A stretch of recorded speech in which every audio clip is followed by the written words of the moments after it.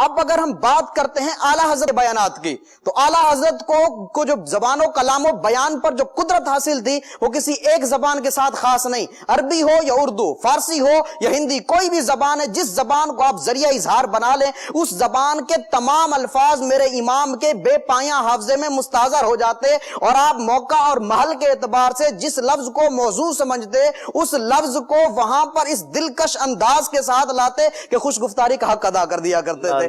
آپ کا کلام بھلے وہ نثر کے اندر ہے یا نظم کے اندر ہے، اشفاق بھائی آپ کو امام اہل سنت کے کلام میں بھلے وہ نثر کے اندر ہے یا نظم کے اندر ہے، ان تمام کلاموں کے اندر مسجع الفاظ کی لڑیاں اور مکفہ جملوں کی ایسی مالائیں ملیں گی کہ بندے کی عقل دنگ رہ جاتی ہے۔ آپ دیکھیں فتاوی رضویہ کا سب سے پہلا عربی خطبہ یہ سب سے زیادہ حیرت انگیز ہے، حیرت انگیز عربی خطبہ ہے، اور یہ بلا شبہ فصاحت و بلاغت کا ایک اچھوتا شاہکار ہے، دلکش اشارات، روشن تلمیحات، خوبصورت استعارات اور خوشنما تشبیہات پر مشتمل اس فصیح و بلیغ، بے مثال و بے نظیر، حسین و جمیل خطبے کی خصوصیت یہ ہے کہ اس کے اندر خطبے کے تمام لوازمات و مناسبات، یعنی جو لوازمات ہوتے ہیں حمد باری تعالیٰ ہے، نعت مصطفیٰ ہے، مدح صحابہ ہے، آقا علیہ السلام پر صلاۃ والسلام، آقا علیہ السلام کی آر پر درود و سلام، یہ تمام چیزیں جو ہے وہ کتب فقہ اور ائمہ کے ناموں سے ادا کی گئی ہیں۔ یعنی کتب فقہ کے نام اور ائمہ کے ناموں کو اس انداز میں ترتیب دیا گیا ہے کہ کہیں حمد کے گنچے چٹک اٹھے ہیں تو کہیں نعت کے پھول کھل اٹھے ہیں، کہیں منقبت کے گجرے تیار ہو گئے ہیں تو کہیں درود و سلام کی ڈالیاں بن گئی ہیں، تو اس انداز میں اس کو لایا گیا ہے۔ آپ امام اہل سنت کا ایک خطبہ اٹھا کر دیکھیں، آپ فرماتے ہیں الحمدللہ هو الفقہ الاکبر والجامع الکبیر لزیادات فیض المبسوط الدرر الغرر بالہدایہ ومنہ البدایہ والیہ النہایہ بحمد الوقایہ ونقایۃ الدرایہ وعین العنایہ وحسن الکفایہ۔ حمد ہو گئی، والصلاۃ والسلام علی الامام الاعظم لرسل الکرام مالکی وشافی احمد الکرام یقول الحسن بلا توقف محمد الحسن ابو یوسف وانہ الاصل المحیط لکل فضل بسیط ووجیز وبسیط البحر الزخار والدر المختار وخزائن الاسرار وتنویر الابصار وفتح القدیر وزاد الفقیر وملتقى الابحر ومجمع الانہر وکنز الدقائق وتبین الحقائق والبحر الرائق منہ یستمد کل نار فائق فیہ المنیۃ وبہ الغنیۃ ومراق الفلاح وامداد الفتاح وایضاح الاصلاح ونور الازاء وکشف المزمرات وحل المشکلات والدر المنتقى وینابع المبتغى وتنویر البصائر وظواہر الجواہر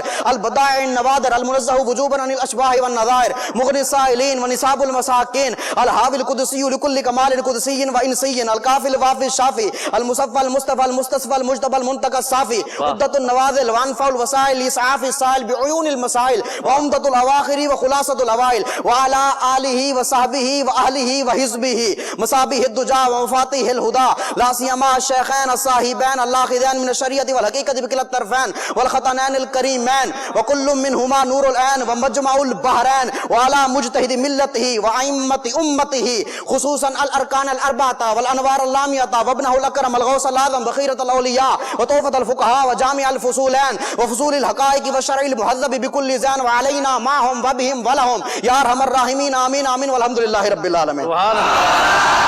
اندازہ لگائیں اشفاق بھائی، یہ خطبہ ہے امام اہل سنت کا، اس خطبے کے اندر حمد ہے تو کمال کی حمد ہے، نعت مصطفیٰ ہے تو بے مثال ہے، منقبت ہے تو بے مثال ہے۔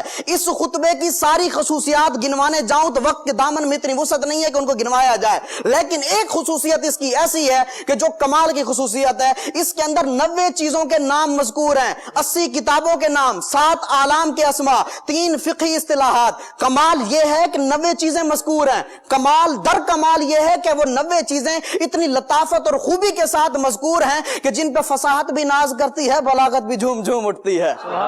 ایسا کمال کر دیا ہے، پڑھنے والا حیران مگر ان کے بختوں پہ نازاں دکھائی دیتا ہے، یعنی ایسا کمال کر دیا امام اہل سنت نے اس خطبے کے اندر۔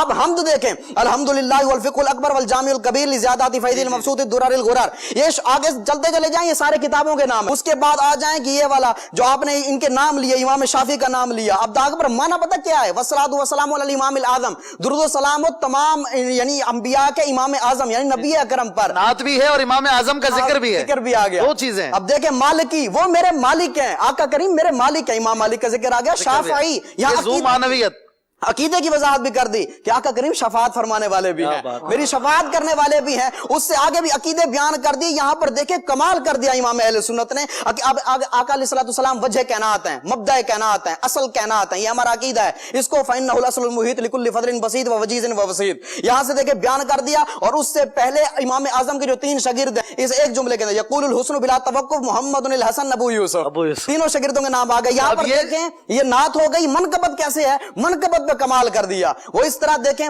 کہ جس مسئلے کے اندر امام اعظم اور امام یوسف جو ہے, امام ابو یوسف, وہ متفق ہو جائیں تو ان کو فقہا شیخین کہتے ہیں.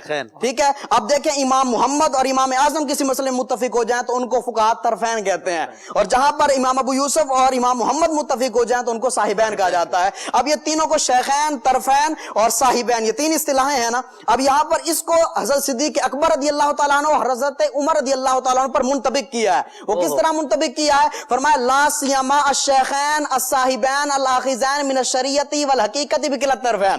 فرمایا ان 2 بزرگ ساتھیوں پر جو شریعت و حقیقت کے کناروں کو تھامنے والے ہیں. یہاں پر وہ 3 اصطلاحیں بھی آ گئی. منقبت ہو رہی ہے, یہ منقبت ہو رہی ہے بزرگوں کی. اور پھر ساتھ میں یہ شرعی اصطلاحیں بھی بیان ہو, شرعی اصطلاحیں بھی بیان ہو گئی. اندازہ لگائیں کمال کا خطبہ ہے. جس امام کے خطبے کا یہ عالم ہو, اس کے خطاب کا, اس کی کتاب کا, اس کے ملفوظات کا عالم کیا. کیا بات.